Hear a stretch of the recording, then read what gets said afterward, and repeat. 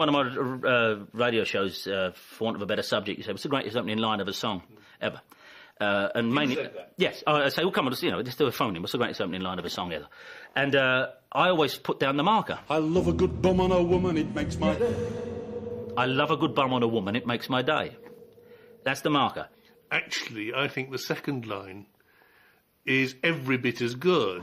To me it is palpable proof of God's existence, hey, posteriori also. To me, it is palpable proof of God's existence, a posteriori. And that's a pun in Latin. It's just very, very beautifully crafted line. And only a poet can do that. Please understand, I respect and admire the frailer sex. And I honour them every bit as much as the next. Misogynist, but... He wasn't singing folk songs, or anything like folk songs. The only similarity between him and a folk song was that both have guitars. They will go on again, on again, on again, on again, on again, on again, on. Rabelaisian earthy humour was central to the songs of Jake Thackeray. I fell in love with a woman with wonderful thighs and hips, and a sensational belly. I just never noticed her lips were always moving on. With his guitar, his deadpan delivery, and his unfailingly hilarious songs, Jake was one of the most distinctive singer-songwriters that British television has ever produced. From the late 1960s until the early 80s, he regularly performed live on BBC television to millions of viewers. But this was no mere purveyor of comic vignettes. His lyrics were complex, with a dark satirical edge, and often seemed to be autobiographical, although the stories he sang about himself were seldom, if ever, true. So who was the man behind the songs?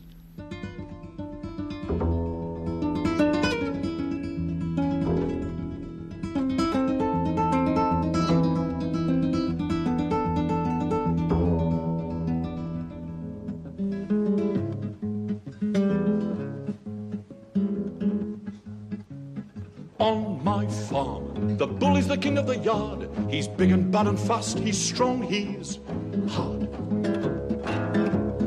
All my other animals would readily concur that he is the one you salute, he's the one you call sir. But my hen's a noisy, flighty flock, led of course by my unsubmissive cock. Whenever His Majesty the bull importantly goes by, they dance along behind him and they cry, beware of the bull. The bull is the biggest of all. He is the boss, he is because he's big and we are small. But the bigger the bull, bigger the bull, bigger the balls. The bigger the bull, the bigger and quicker and thicker the bull shite falls. Beware of the bull, the dancing cock is right. Beware of whoever looks down upon you from a height. Beware of his honour, his excellence, his grace, his worshipful. Beware of his highness, because of the bull. For if the boss, the chief, the chap at the top, should let a single lump of claptrap drop, the greater the weight and the height he is, the harder it will go, with a grander splat on the bleeders below. Beware of the bull. The bull is the biggest of all. He is the boss, he is because he's big and we are small. But the bigger the bull, bigger the bull, bigger the balls.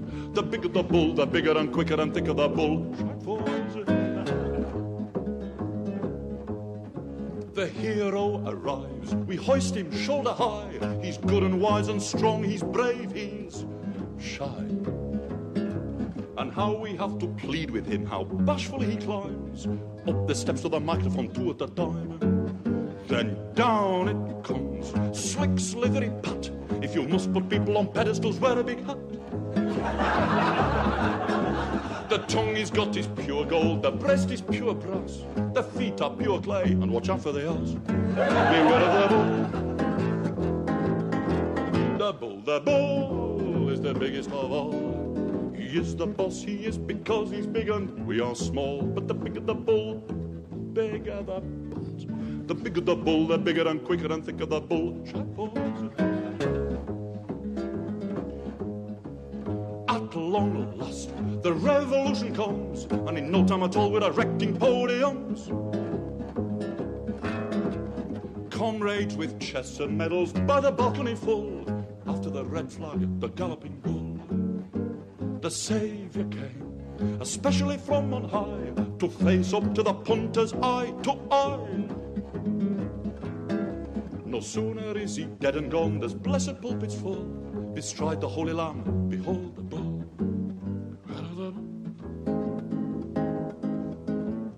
Bull, biggest of all. He is the boss, he is because he's bigger, you're small. Bigger the bull, bigger the bull, bigger and quicker and thicker the bull. These well-known men, so over-glorified, there's one of them here, his name's on the poster outside. And he's up here like this, and you are all down there. Remember his cock and his bull, and not to beware. For when they've done, we clap, we cheer, we roar, for he is a jolly good fellow, encore, more. How glorious it would be if before these buggers began, we all stood up together and solemnly sang, beware of the bull. The bull is the biggest of all. He is the boss, he is because he's big and we are small. But the bigger the bull, bigger the bull, bigger the bulls.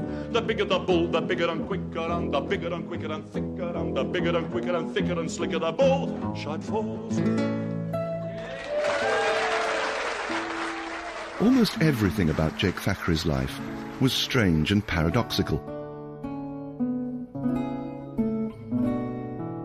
He seldom talked about his harsh upbringing at the hands of a strict father and the equally strict Jesuits. I heard Jake and his brothers talking about their early life, and it wasn't a happy, easy time when they were young. I think he was a hard man, an unpredictable man, the father, and not loving. None of them have a memory of him telling them ever he loved them, or it's more likely to knock them about. When he told me that he was a Yorkshireman who went to a Jesuit college, and we used to compare, the kind of beatings we'd had as children, because they do it on the hand, the Jesuit colleges, and him describing the sort of terror and the fear and the loneliness and the whole thing that defines you. When you're a child, but I thought that the kind of idea of a Yorkshire Jesuit was wonderful. That's a wonderful sort of tension between things that may have fueled his humour, I can't see myself rising above my raising, Mm-hmm. I can actually, because I'm a Catholic, and... You were a Catholic? No, I'm bloody... Hey? I turn up for training every Sunday morning. Were you poor when you grew up, or were you rich, or what? Oh, no, well, it's all relative, but... I'm just trying to get your roots. My own family background was... we were a working-class family, in Leeds, mm-hmm. which is in Yorkshire, and money wasn't very sort of obviously left around. There wasn't a lot of it about. Yeah. This little-known early song is one of the few Jake ever wrote about his real-life background. Now that she's the queen, the Aphrodite of the socialite magazine, though her photos a la mode, we knew her before down Kirkstall Road. The image he projected in public was not of a working-class boy from a rough part of Leeds, but of a rural lad from the Dales, the part of Yorkshire he loved the most. Like Laurie Lee and Dylan Thomas before him, much of his work was located in a rural fantasy, a place so much better than the grim reality from which he actually came. He welcomed you into his world, and it was as if you were in his living room, in his front room, and you were drawn into this wonderfully idiosyncratic, Dylan Thomas-like world. Very few people actually knew anything real about where Jake came from. I mean, we knew he was a teacher in Leeds at one stage. We knew where he lived. But Jake was fascinated, I think, by the clouds of half-truths, lies, and wonderful fantasy that he span in his songs and in his stories. Some time ago, my grandmother told me vaguely, casually, in a very offhand sort of way, that we had a great aunt, Aunt Molly, who was a shepherdess. Not one of your petticoated shepherdesses with a frilly pinafore and a creamy complexion. This woman started minding sheep at the age of 7, scarcely left the moor, rotted and died with her ghastly sheep at the age of 28. Alex heard him introducing it by telling a story about a shepherdess who had died on the mountaintop, had come to some terrible end, and which he claimed was one of his ancestors. And afterwards Alex had said to him, "Was that really true?" "No, I made it all up." In the late 1950s, the young Jake escaped from Leeds to the University of Durham to study English. Then came a period of teaching in France. He was in Lille during the political upheavals of the early 1960s, when the Algerian struggle for independence helped to formulate his political views, a mixture of socialism, Catholicism and anarchism, with a healthy mistrust of authority that would stand him in good stead as a satirical songwriter. He was a peculiar kind of socialist because he wasn't a card-carrying party socialist, but he was very much a supporter of the underdog and ordinary people. Non, certes, elle n'est pas bâtie. Non, certes, elle n'est pas bâtie. Sur du sable, sa dynastie. Sur du sable, sa dynastie. Il y a peu de chances qu'on détrône le roi des contes. In Paris, he also encountered the work of two great singer-songwriters, the troubadour Georges Brassens, who was to have a lifelong effect on Jake's own career, and the more dramatic Jacques Brel, who often used a full orchestra to accompany his guitar. Echoes of both these influences can be heard in this early television performance of Jake's Last Will and Testament.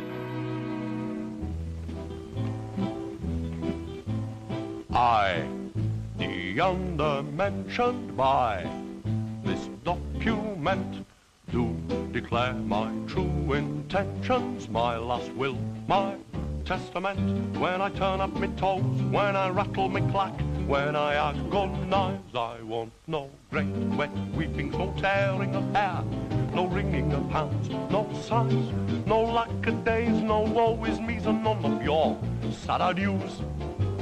Go, go, go and get the priest and then go. Get the booze, boys. Death. Where is thy victory grave? Where is thy sting? When I snuff it, bury me quickly. Then let carousals begin, but not to do with a few ham sandwiches, a sausage roll or two, and a small port wine. Please roll the carpet right back, get cracking with your old gay Gordons and your knees up, shake it up, live it up, sup it up, hell of a kind of a time. And if the coppers come around, we'll tell them the party's mine, boys.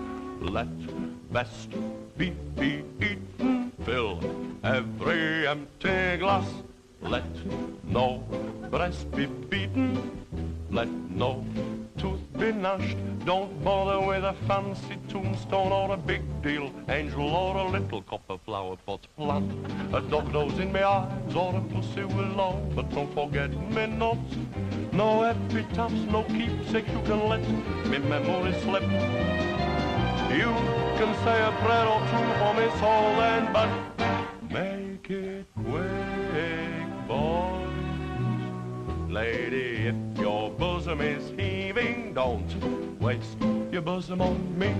Let it heave for a man who's breathing, a man who can feel, a man who can see. And to me cronies you can read me books, you can drive around in me motor car, and you can fish your trout with my fly and tackle. You can play on my guitar and sing me songs, wear me shirts. You can even settle me debts. You can kiss my little missus if she's willing then, but no regrets, boys. Your rosebuds are numbered, gather them now for rosebud's sake. And if your hands aren't too encumbered, gather a bud or two for Jake.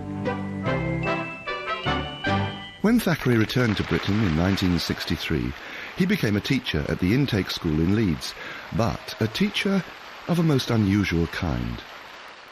Yeah, Jake came to Intake in September of '63, the autumn term, and then he was obviously recognised as being so valuable that he was offered a contract as an English teacher. Well, Jake was different to other teachers. I mean, like, you went into other people's class and it was all straight, sit down, get your books out. You know, he was sort of, you could have a laugh with Jake, and if he'd had enough of the class, he used to get his guitar out and we used to sing. Inspired by his memories of Brassens, Jake acquired a guitar and began writing songs, at first for the amusement of his friends and pupils. I've always dined out on the fact that I knew Jake before he played the guitar, because on one occasion he said to me, "Graham," he said, I'm going to learn the guitar. And I said, "Really? That sounds great, Jake." And of course we all know where that led to. His original practice on the guitar was boring for him, so as a result he said, "I'm just going to write some little ditties to go with the exercises that I'm doing on the guitar." He was writing his own songs, and he used to write mini musicals which he got the class involved in, and we used to perform them in the school hall, and we also used to go around some church halls doing them as well. He also met the woman who was to become not only his wife, but also the muse who would inspire many of his finest songs. I actually met Jake in the Swan with Two Necks. They used to have jazz nights upstairs, a bit often, I think.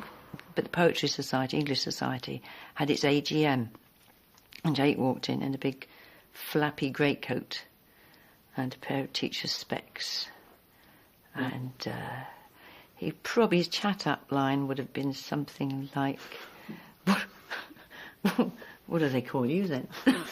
By now, the word about Jake was starting to spread, and invitations to appear on television began to come in. It wasn't until he saw the potential, or other people saw his potential, that he took the decision to go in about '68. Well, certainly, yes. I think the school was very sad that he was moving on. But I am quite sure that people saw his talent, felt that he was a unique talent, and felt that he must move on. Where have all the municipal workers gone? I remember the first time I saw him on television, and the first thing, before he even started to sing, was what an extraordinary looking guy he was. He was obviously very tall, with his hair parted on the girl's side, which was immediately, you know, there's some unwritten rule about having your hair parted on a certain side, isn't there? And this rather serious, I thought, very Gallic look, and out comes a Yorkshire accent, you know. I was probably only about 11 or 12, and seeing him, of course, on with Esther Ranson and Bernard Braden and things. And I remember my dad didn't like him. He can't sing, nuisance, all of that, which my dad only did to, you know, people like Dave Clark Five, or even, you know, later on Pink Floyd and stuff. So that kind of attracted me to him. Although he was a sleeper in terms, I think, people of my age. He was a bit of a sleeper, Jake Thackeray. I knew I liked him. I knew I liked his physical style. I loved that diffidence, the way he would end a line with that kind of moue and look away like that, as if to say, that's enough of this song, but here's a little bit more. And he had that heavy breathing thing during it as well. And he seemed so absorbed in the song, he didn't care about me as an audience. And being kind of contrary and very much into rock music, that, I think, really appealed to me. He's a tall man. He had a terrific sort of features, really. I mean, a very good-looking man. And funny, really funny. Oh, Sister Josephine, what do all these policemen mean by coming to the convent in a grim limousine? After Sister Josephine, while you, Sister Josephine, you sit with your boots up on the altar screen, you smoke one last cigar. What a funny nun you are. The policemen say that Josephine's a burglar in disguise. Big Bad Desmond, 15 years on the run. The sisters disbelieve it. No, that can't be Josephine. Just think about her tenderness towards the younger nuns. Oh, Sister Josephine, They're searching the chapel where you've been seen, the nooks and the crannies of the nuns' canteen. After Sister Josephine, while you, Sister Josephine, you sip one farewell Benedictine before your au revoir. A right funny nun you are. Admittedly, her hands are big and hairy and embellished with a curious tattoo. Admittedly, her voice is on the deep side, and she seems to shave more often than the other sisters do. Oh, Sister Josephine, founder of the convent pontoon team, they're looking through those bundles of your funny magazines. After Sister Josephine, while you, Sister Josephine, you give a goodbye whiff of Benzedrine to the convent budgerigar. A bloody funny nun you. No longer will her snores ring through the chapel during prayers, nor her lustful moaning fill the stilly night. No more empty bottles of altar wine come clunking from her cell. No longer will the cloister toilet seat stand upright. Oh, Sister Josephine, slipping through their fingers like Vaseline, leaving them to clutch your empty crinoline. After Sister Josephine, while you, Sister Jo, sprinting through the suburbs when last seen, dressed only in your wimple and your rosary. A right funny nun you seem to be. His songs were quite unlike anything a British audience was used to hearing. At that time, most British singer-guitarists were looking west to America for their inspiration, to Bob Dylan and to blues singers. Uniquely, Jake looked east, to French satirists like Brassens. Of course, the songs, even then, were much wittier and cleverer than anything that I might have been trying to do, or even that I'd been listening to up until that point, and very continental. And I liked the man immediately. There was something straight ahead about him. Even in that rather false environment of the studio, there was something that said, you could trust this geezer, I think, you know. And that came across from the first time I saw him. I didn't know what the songs were about, to be fair. I might have been saying I know him as a teenager, but I was very young, I think, when I first heard it, and I needed songs to be explained a bit more. I needed them to be openly funny. I knew they were funny, and that overused word dark, because there was something going on in these songs, and they certainly used words that weren't Moon, June, Spoon. I could tell that, and they weren't like the pop songs or even the rock songs I was listening to. I for a long time wondered why all songs had to be about love. I think you do when you get sort of like 10, 11, 12. You think, why are they all about love? And then these songs weren't. Neither were they music hall songs. They weren't red-nosed, trouser-dropping songs, but there was something about them. Producers were impressed by his striking appearance as much as by his songs, and also offered him work as a presenter. But he was never fully at ease with the conventions of television, as was obvious when he was sent by ITV to the King's Road to investigate the fashion scene at the end of the swinging 60s. My name is Thackeray. Can I put my coat down there and have a talk to you? Yes, you may. Eileen, when my mum wanted to buy my sister Pauline a pulley, she used to go to the co-op, and there they were, all on her own. Now, a similar mum will go to a boutique. Yeah. How does this affect mums, pulleys, and co-ops? Thankfully, he decided to stick to singing. This, on the other hand, is Miss South Africa, who arrived on Tuesday to take part in the Miss World contest. Jake Thackeray has his own thoughts on this subject. Breasts and thighs that... Back at the BBC, producers had discovered another of Jake's talents, a remarkable ability to write funny and sophisticated topical material about whatever was in the news that week and perform it live. This extraordinary gift for producing songs had been developed by his devout Catholic mother, who had often suggested themes for him to write about when he first began composing. He was always asking her for ideas. So he'd choose something. She would say, write about Jumblesang. It was a happy time because it was his hobby. He was coming home from school, going upstairs to his bedroom, Mum downstairs cooking his tea, and she'd shout up when it was ready, and he'd come home with an idea in his head, and it was his pleasure. Was he writing fast? I think he must have been, because all the songs that you had on the Last Will and Testament album, they were all written at 8 Old Oak Close. He used to write in exercise, school exercise notepads, and on the top of every page he'd put ADGM, to the greater glory of God. And if he didn't, I think she'd put it. So he hadn't to take any personal pride in this gift. 10, 9, 8. That discipline stood him in good stead when television began demanding new songs from him week after week after week.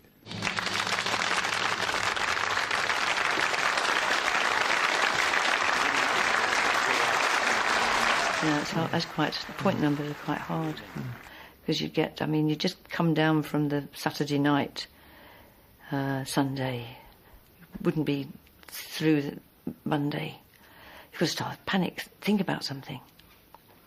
Think what we're going to write about. Tuesday, still going for an idea. Wednesday, only 2. It was really, really scary. Let's say not so scary. You used to have to phone the lyrics through.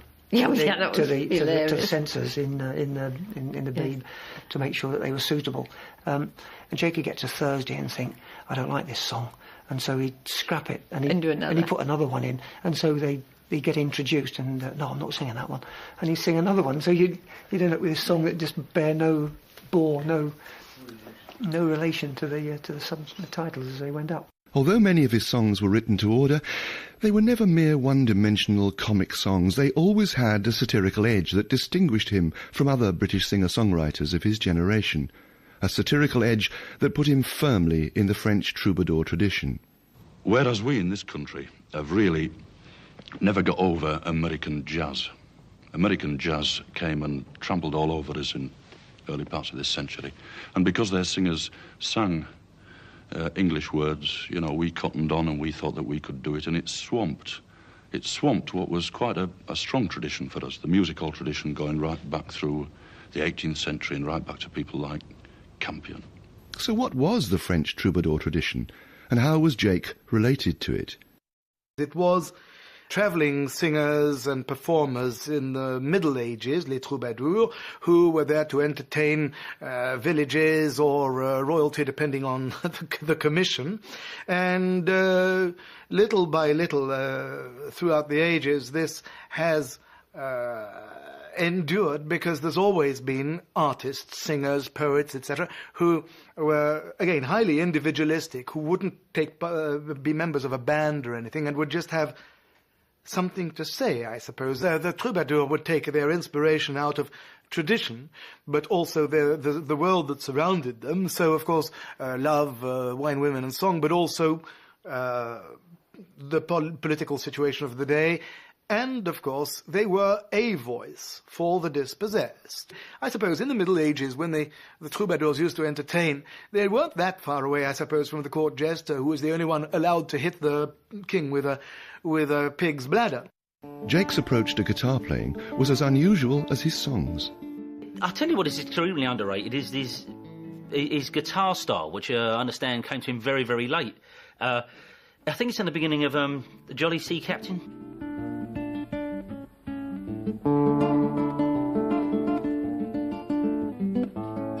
It sounds like Nick Drake is about to sing, or Al Stewart, or any of the rock troubadours of that time.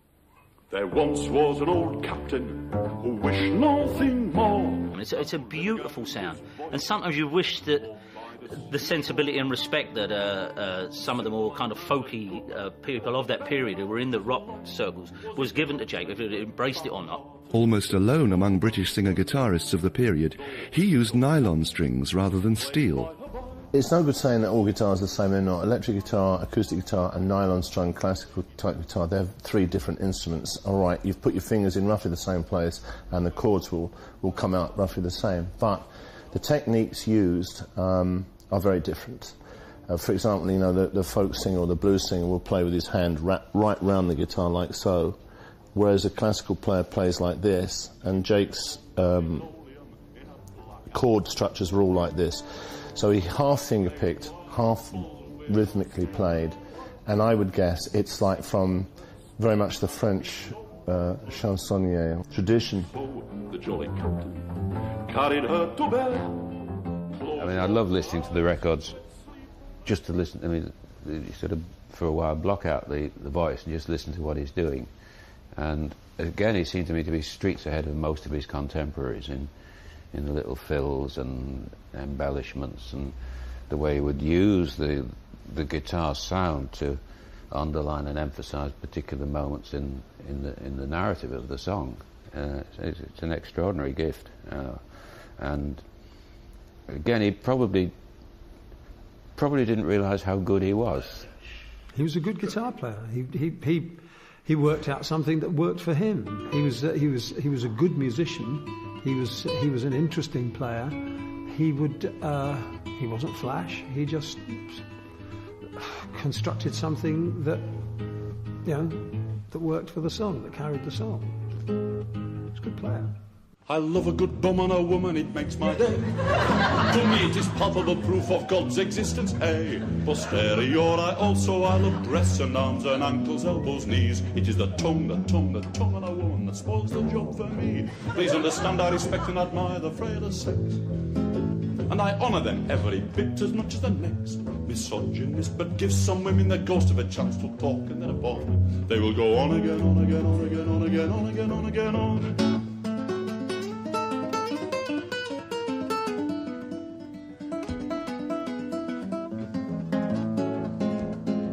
I fell in love with a woman with wonderful thighs and hips, and a sensational belly. I just never noticed her lips were always moving, only when we got to the altar and she had to say I do.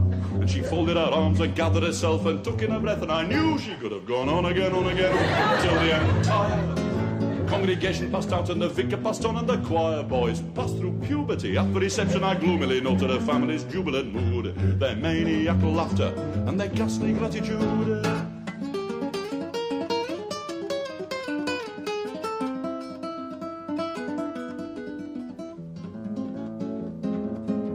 She talks to me when I go for a shave or a sleep or a swim. She talks to me on a Sunday when I go singing hymns and drinking heavily when I go mending my chimney pot. She's down there in the street, and at 95 on my motorbike she's on the pillion seat, wittering on again, on again, on and again and again. When I'm eating or drinking or reading or thinking or when I'm saying my rosary, she will never stop talking to me. She is one of those women who will never use 3 or 4 words when a couple of thousand will easily do.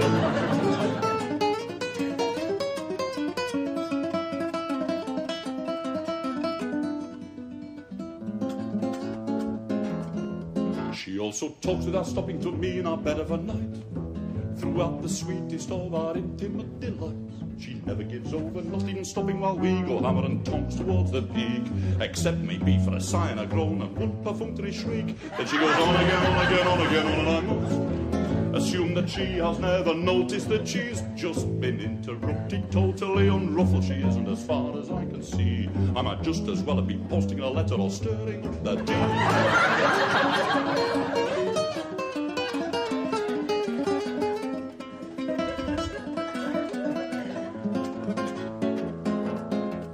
She will not take a hint, not once she's made a start. I can yawn or belch or bleed or faint or fart. She'll not drop a syllable. I can stand in front of her grimly sharpening up an axe. I could sprinkle her with paraffin and ask her for a match. She'd just go on again, on again, on again, even more. The hind leg off a donkey is peanuts for her. She can ball the balls off a buffalo. Mother, I'm gonna cry today, or let your kingdom come. And while it's coming, mother, would you strike this woman down?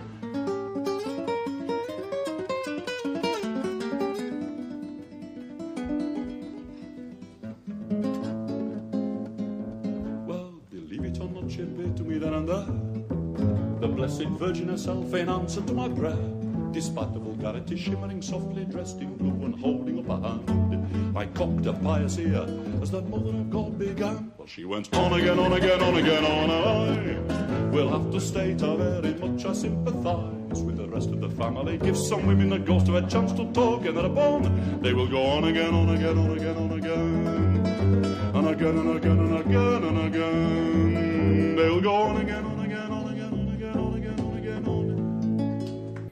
Jake was always modest about his playing and never considered himself to be a proper musician. But the professional guitarists who worked with him were astonished by his skill and the flexibility of his playing. I think he was an absolute natural, yeah. And this, well, I say natural, it's traceable, isn't it, to some sort of tradition which is not English. It is not from here. It's not British. It's definitely continental. And I imagine, well, I now know that, of course, he was a huge Brassens fan and so forth. You were saying that Jake was always in awe of proper musicians. Yeah. And I was saying that they were in awe of him because they couldn't understand how he'd got, how he'd progressed. What chord was he playing in? You know, we haven't got that one. And they had to sit and watch the movement of his fingers to see what he was doing, because he must have been breaking some conventions. Thank you, Jake. I love watching the musicians watching you while they're singing. You should see their faces, they enjoy it. But when Jake came to record his first albums for EMI, his producer Norman Newell thought Jake's guitar playing needed support. Influenced by the success of Jacques Brel in France, he decided that Jake should record with full orchestra, not just his guitar. The results were mixed.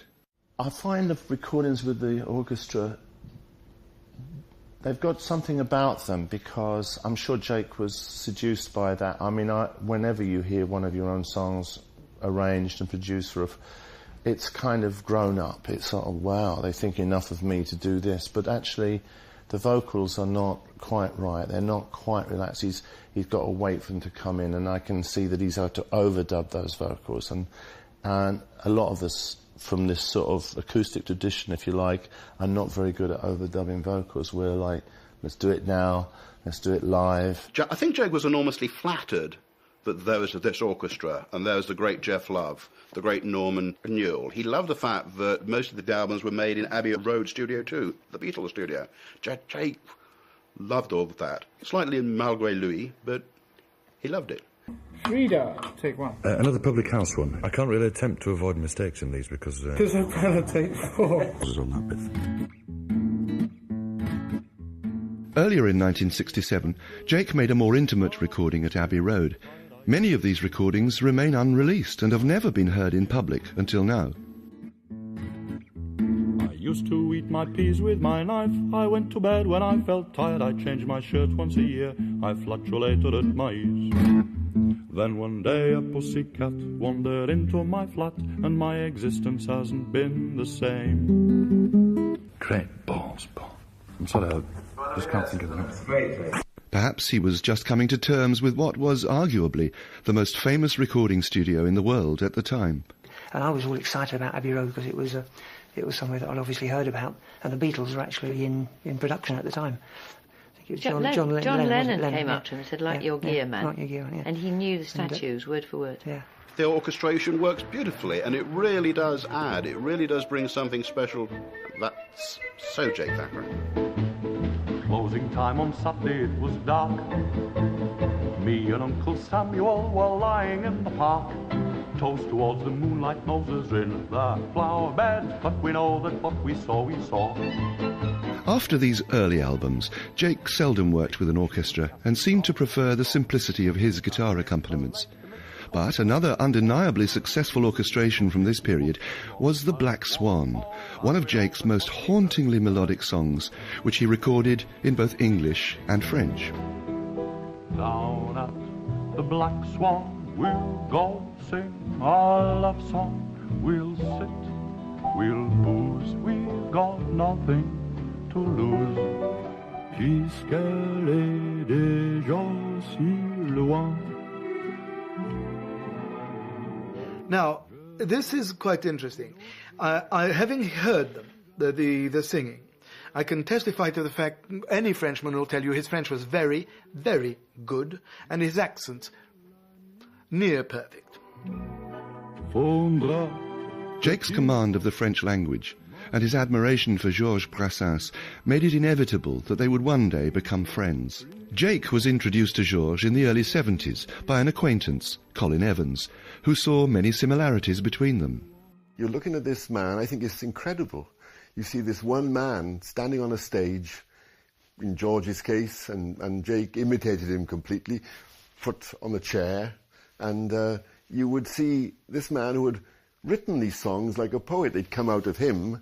You'd see this man who'd written this music that had come from him, and now he wasn't giving these words and this music to some other person who'd been trained as a singer in the conservatoire or something. He was singing them himself, and he was playing the guitar himself. It was all one person. When he discovered Brassens, for that, of course, he needed to speak French perfectly, which fortunately he did. He obviously felt very enthusiastic about it, to the extent that he sought out Brassens, sought out his friendship, and was given this friendship because Brassens recognized him as somebody worthwhile. By now, Jake, Sheila and their sons had moved to a farm in Wales.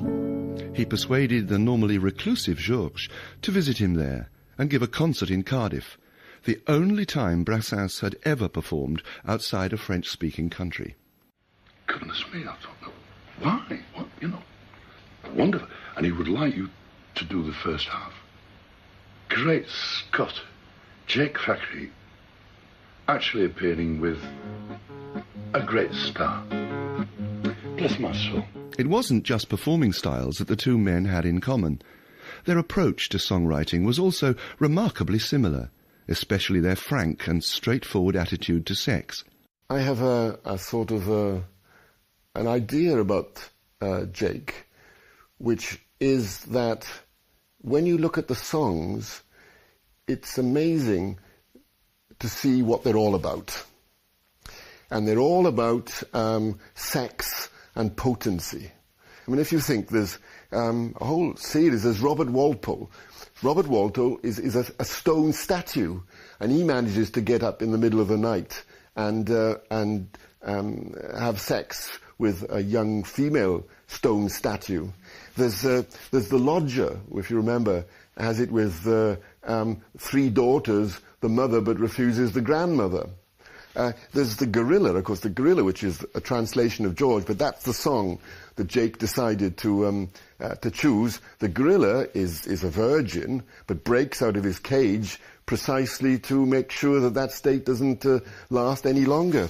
You know, Brassens, when he sang about sex, for instance, sang quite openly about it as one of the main pleasures of life. He was never crude, but he was never prude. Thackeray is like Brassens. In other words, if you take sex as a subject, for instance, you don't sort of pretend it's not there. You don't cover your piano, the feet of your piano in lace. But on the other hand, of course, you avoid crudity, which both men did very well. In Brassens, the women don't want it, or they just wait for the men. So Jake is more post-feminist, I suppose. Or there's plenty of people who say that Jake is a misogynist.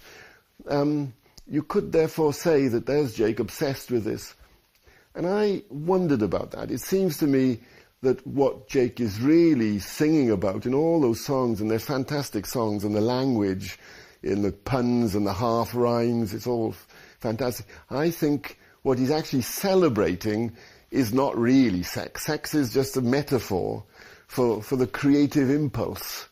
It's the life force. That bantam cock is a life force, and that's specific to Jake, really. You could make lots of comparisons between George and Jake, but that's what Jake is doing. He's saying, there's the life force. And I think that, in a way, one of the sad things about Jake was that he knew that, as with sex, as it happens, you can't command it. When Georges died in 1981, France went into national mourning. But in Britain, the event attracted scarcely a mention, as Jake sadly lamented in a letter to The Guardian. Jake had already introduced English-speaking audiences to his mentor's work by translating 2 of his numbers into English, including his internationally famous song about judicial bestiality, The Gorilla.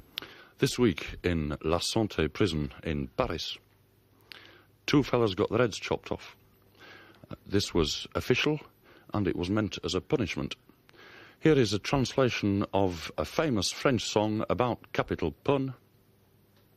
It was written some 20 years ago by Georges Brassens, the best, the very best of all poet-singers. It is called The Gorilla, and it is offensive.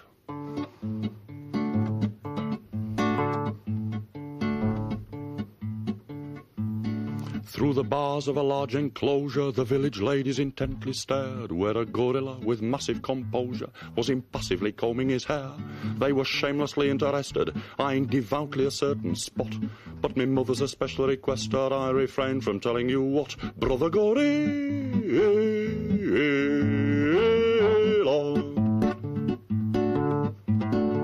The door of the circus lock-up, where the noble brute had been put by an administrational cock-up, was unwisely left unshut. I'm going to lose it at last, he cried, swinging lissomely out of his cage, referring, of course, to his chastity. He was just at the difficult age. Brother Gorilla.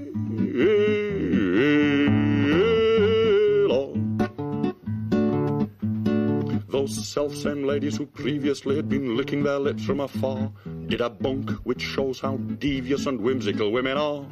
In the path of the lovesick monkey there were two who wouldn't budge, a little old lady all shrunken and a petty sessions judge. Brother Gorilla.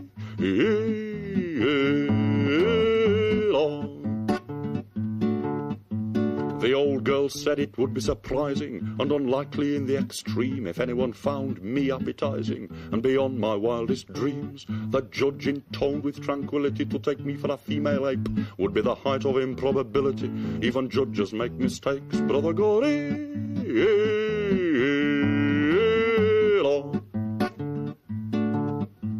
It would be curious and uncanny, say if the choice were up to you, to ravish a judge or a granny, and you didn't know which to do. If I were in such a position, and the choice had got to be mine, I'd beg the old lady's permission, but go for grandma every time. A Brother Gorilla.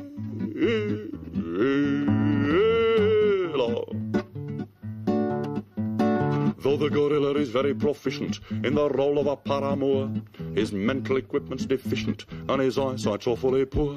With a Paleolithic leer, he gave the old lady the miss, and grabbing the judge by the ear, gave him an introductory kiss. Brother Gorilla.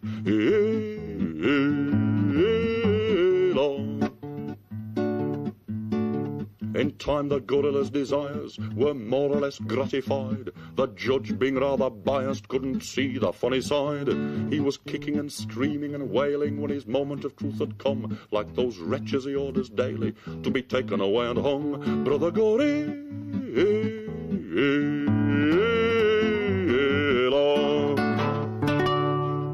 As well as appearing regularly on television throughout the 70s, Jake was continually in demand for live concerts, touring the country with his long-term bass player Alan Williams.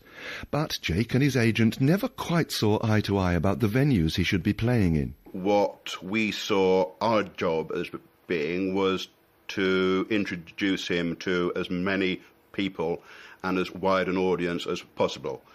What Jake saw his career as was playing to as few people as he possibly could.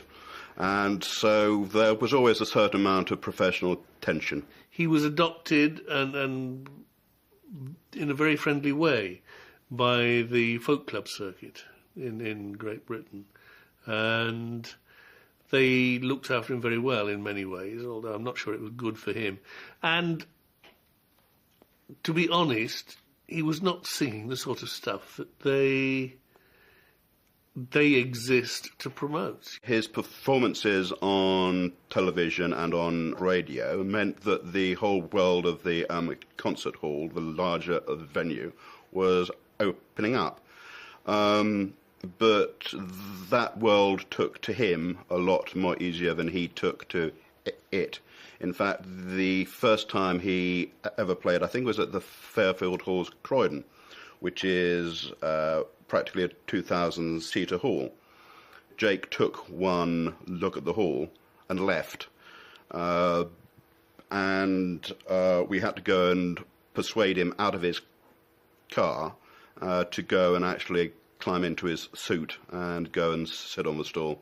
But he was a very reluctant player of the huge halls, which is a great shame because they loved him, and he had this incredible skill of making the biggest, coldest, most impersonal hall feel like the Hare and Hounds in Birmingham.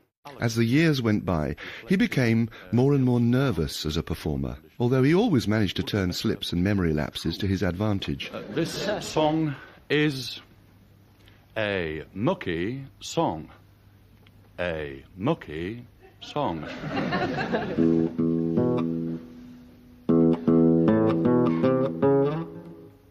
And that is a cock-up.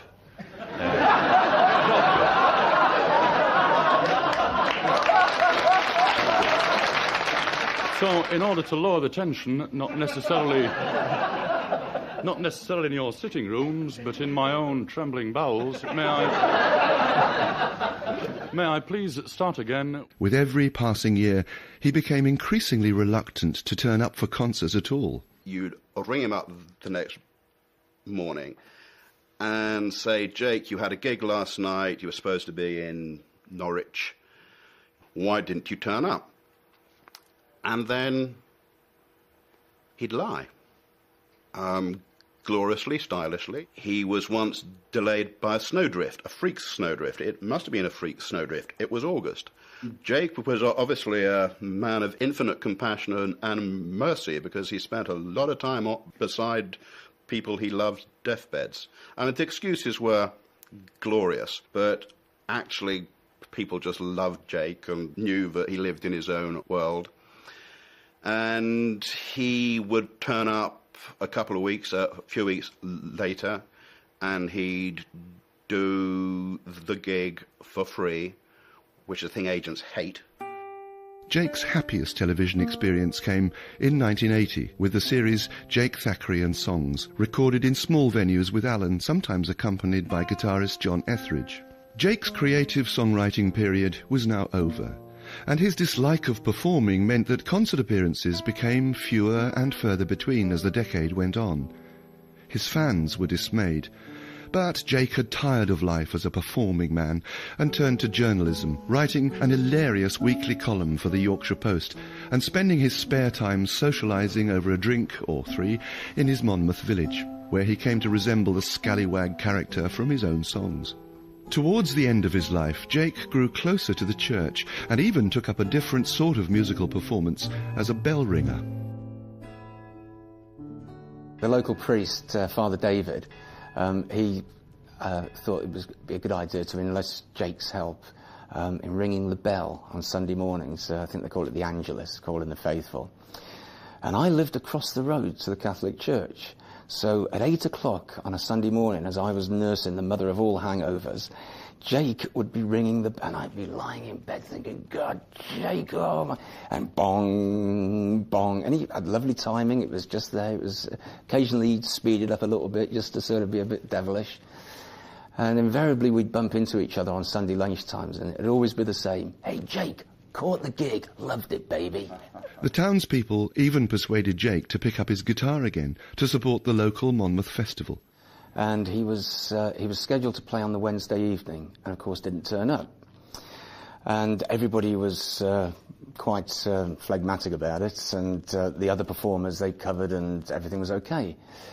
And then on Friday evening, he just suddenly strolled around to the corner, to the side of the stage, and said, "Look, I'm terribly sorry, I got tied up, And I'm saying, that's okay, Jake, don't worry about it. And the stage manager, Dick Arkle, walked around, and he said, there you are, Jake. And he said, oh, I'm sorry, Jake. He said, that's all right, Jake. He said, listen, I've got a spare 10 minutes. Do you want to go on and do a couple of numbers? And then Jake brought in his masterstroke. I haven't got a guitar. And Dick said, well, funnily enough, I've got one here. So I pulled him, Dick pushed him, we got him on stage, I introduced him, and he was on for about 40 minutes. And I think he had because there were no expectations. There was no build-up, there was nothing. He just went on and did it. And I think he had a lovely smile on his face when he came off. And we had about 2,000 people who were totally delighted. They'd finally seen a proper performance by Jake.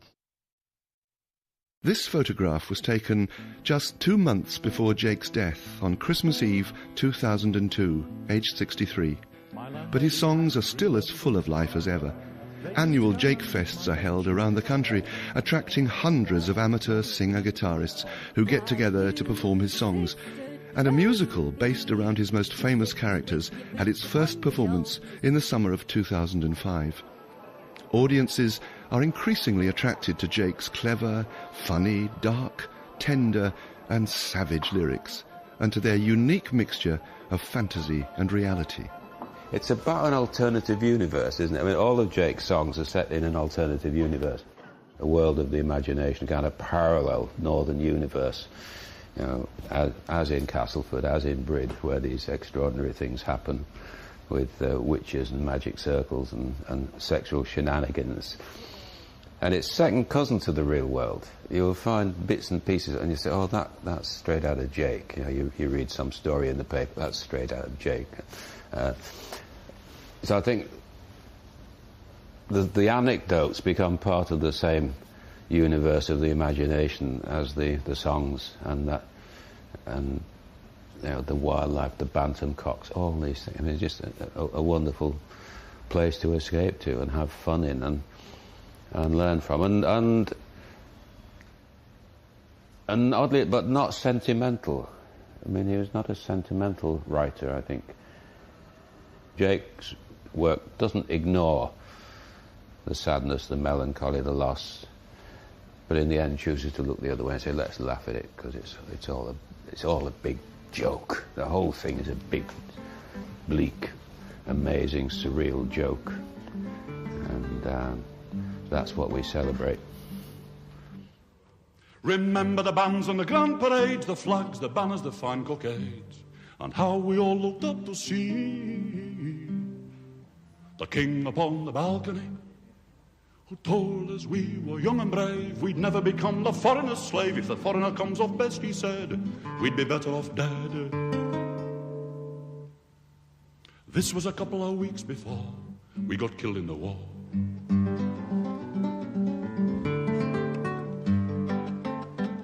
And remember the drums and the trumpets played when we set sail on the great crusade, and how we all looked up to see the clergyman on the quay, who told us we were grand and good to fight for God as good men should. If the enemy comes off best, he said, you'd be better off dead.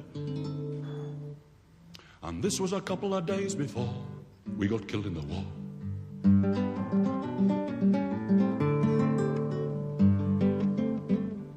Remember the night before the raid, when the guns began the cannonade, and how we all looked up to see the captain of the company, who told us we were bold and strong, that fame and glory spurred us on. If the enemy comes off best, he said, you'll be better off dead. This was a couple of hours before we got killed in the war.